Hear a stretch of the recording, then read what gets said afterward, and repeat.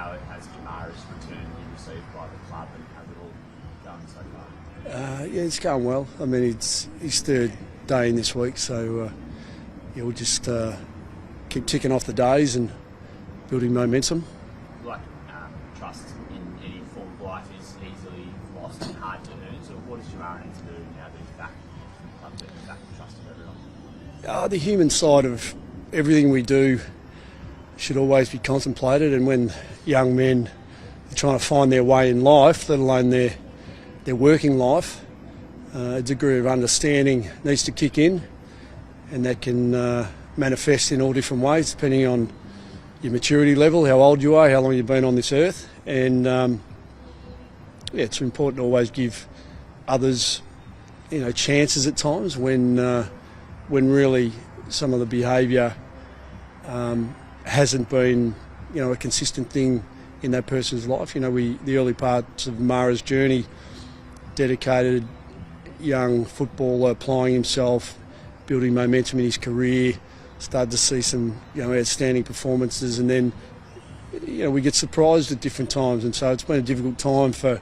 him, difficult time for everyone to understand. So now we go through a different period where he's now trying to apply himself and find a way in a football career sense, and he's got a fair bit to get through to get there. So we'll go through that patiently. Do you think there's a pathway, however remote, to getting back to AFL football this year? I don't know, Tom. Probably difficult to make any predictions about when he might play at either level.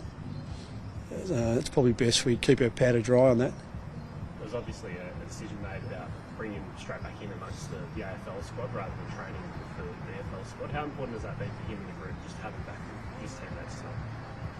Yeah, it's just one of the key considerations is having our practitioners, our experienced people around all of our players to help them improve and learn. And the Footscray program is a part-time program, and the people who work in it do a tremendous job. But as far as the needs of all the players on a full-time basis goes, we're not quite equipped to apply the resources that we need to. So it's important that if the commitment's there from Marra's end, that we do our best to cater for his needs in the main program.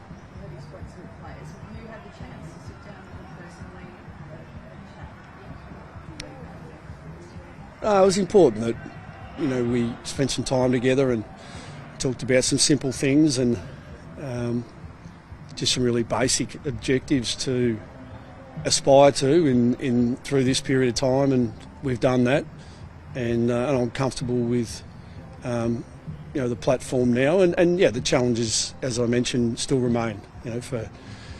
For a young man who's been away from the club for a period of time now, the question mark will be, can you be compliant, be here when you need to be, build this next part of your career, and he knows that. So we're hoping that he wakes up every morning with some enthusiasm to come in and, as I said, improve his footy, but get his life back on track as well. Earlier on in the season, there was sort of an understanding that he'd be in and out of training, he was going through some difficult times.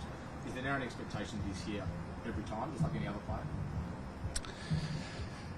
Well, there is, but there'll be an understanding if at different times there's a legitimate reason. This has been part of the challenge along the way to understand what's happening in Marra's life as much as him as a footballer. So we'll keep an open mind.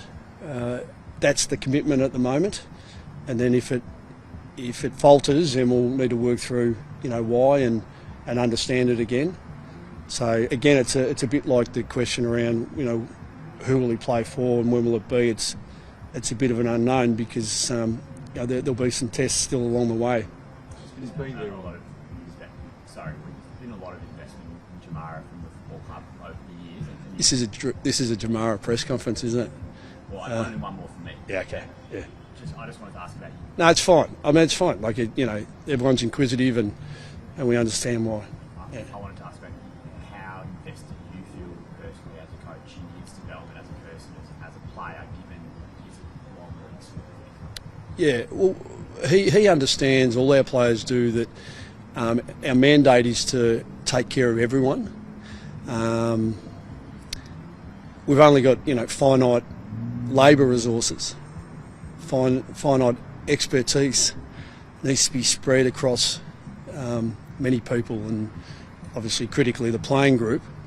And Jamara understands that, so he knows that if any of our resources are compromised and they can't spend time with everyone, and they're focused on him too much, then it'll affect things. So, and that's where I mentioned, you almost got to blend in. You're one of a group of players who are so important to us as people, as much as players, but we need to spread our love through the whole group. And so as far as my connection goes, it's my expectation is that he blends in and he starts to build again. And if there's signs that that's not happening, then we'll need to work it out. Do you want to see him on game day in the stands supporting the players if it's not playing? Yeah, probably, yeah. I'd imagine that will be happening at both levels. Yep. How close is Marcus Kelly to re-signing? I don't know, Tom, actually. We had a celebration in at the MCG on Tuesday night for he and Libba, just to celebrate their contributions to the footy club. And I think he's already mentioned that the time is now to start talking about terms and conditions, so that's a real positive. How long that takes, though, again, it's an unknown. Do you get involved in those conversations at all, either with Marcus or with your list management team? No, stay right out of it. So Sammy Power will just connect with Tommy Petrora and they'll work it out. Tom's got a number of our players, and Tom's obviously been involved in some important signings this year already with Richo and Sam. There might be one or two others, but they're the most recent ones. And now Marcus is the next.